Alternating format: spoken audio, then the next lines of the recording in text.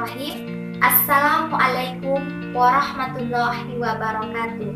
Perkenalkan, saya Reza Delviana dari kelas 2A Tadris Matematika. Baiklah, di sini saya akan mencoba membahas materi mengenai ontologi ilmu. Ada yang pertama yaitu pengertian dari ontologi ilmu. Ontologi ilmu adalah ilmu yang mempelajari mengenai segala sesuatu yang benar-benar ada dan adanya itu benar. Teori tersebut membahas mengenai suatu kebenaran yang ada atau ciri pokok dari keberadaan. Untuk pengertian ontologi menurut para ahli, yang pertama menurut Aristoteles. Menurut Aristoteles, ontologi adalah suatu pembahasan mengenai hal ada sebagai ada, mengalami perubahan dalam menghubungkan objeknya. Nah, yang kedua yaitu menurut Surya Sumatri. Menurut Surya Sumatri, ontologi ialah membahas mengenai apa yang ingin kita ketahui dan sejauh mana keingintahuan, atau dengan kata lain, pengkajian terhadap teori tentang adanya. Selanjutnya yaitu cabang-cabang dari ontologi dan ruang lingkup dari ontologi. Adapun cabang-cabang dari ontologi terbagi menjadi 4. Yang pertama yaitu ontologi bersahaja. Yang kedua yaitu ontologi kuantitatif. Yang ketiga yaitu ontologi kualitatif. Dan yang keempat yaitu ontologi humanistik. Yang pertama yaitu ontologi bersahaja. Dikatakan ontologi bersahaja karena segala sesuatu dipandang dalam keadaan yang sewajarnya dan padanya. Nah, yang kedua yaitu ontologi kuantitatif. Dikatakan ontologi kuantitatif karena dipertanyakan mengenai tunggal dan jamaknya.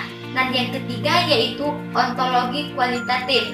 Dikatakan ontologi kualitatif karena berangkat dari pertanyaan seperti apakah yang merupakan jenis pernyataan ini, dan yang keempat yaitu ontologi humanistik.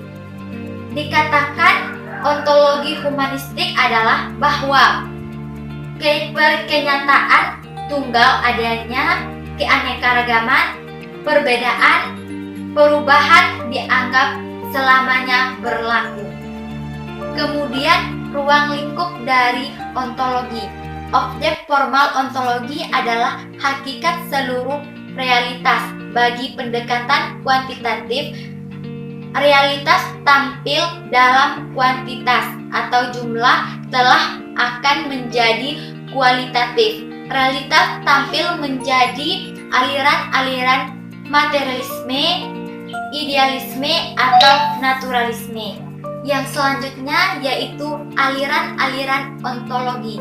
Aliran-aliran ontologi terbagi menjadi 5. Yang pertama yaitu aliran monolisme. Aliran ini berpendapat yang ada itu hanya satu, tidak mungkin dua. Haruslah satu hakikat saja sebagai sumber asal, baik yang asal berupa materi atau berupa rohani. Paham ini terbagi menjadi 2, yaitu materialisme dalam filsafat. Yang kedua, idealisme dalam filsafat. Materialisme dalam filsafat, aliran ini menganggap bahwa sumber yang asal itu adalah materi, bukan rohani. Kemudian, idealisme yang selanjutnya yaitu aliran-aliran ontologi.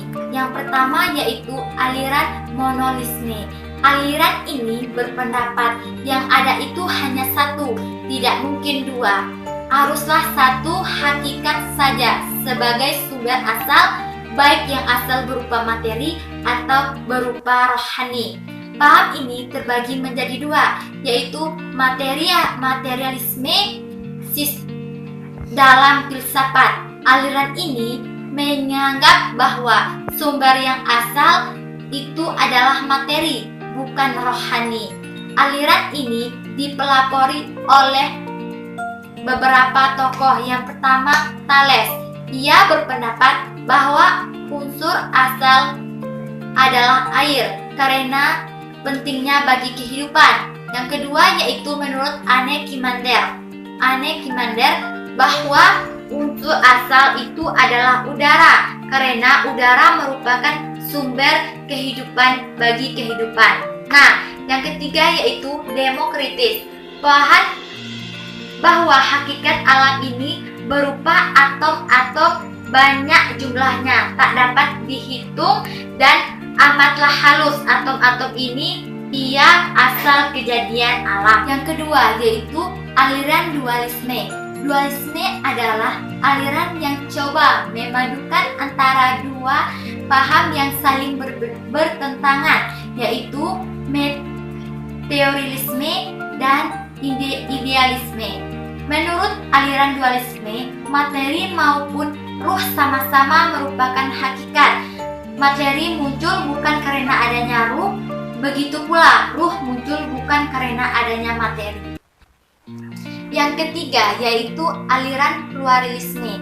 Aliran ini dikatakan sebagai paham yang menyatakan bahwa kenyataan alam ini tersusun dari banyaknya unsur lebih dari satu.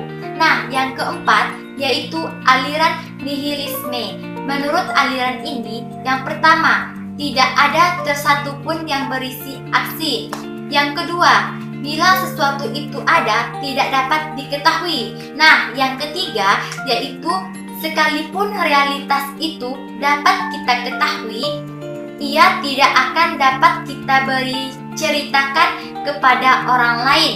Nah, selanjutnya yang terakhir yaitu aliran agnostisisme. Paham ini mengingkari kesanggupan manusia untuk mengetahui hakikat benda baik berupa materi maupun hakikat berupa rohani. Baiklah, itulah yang dapat saya jelaskan. Jika terdapat kesalahan, saya mohon maaf. Saya tutup dengan Assalamualaikum warahmatullahi wabarakatuh. I'm an icon, man. And my girl about a 10. I should fuck her in a Benz.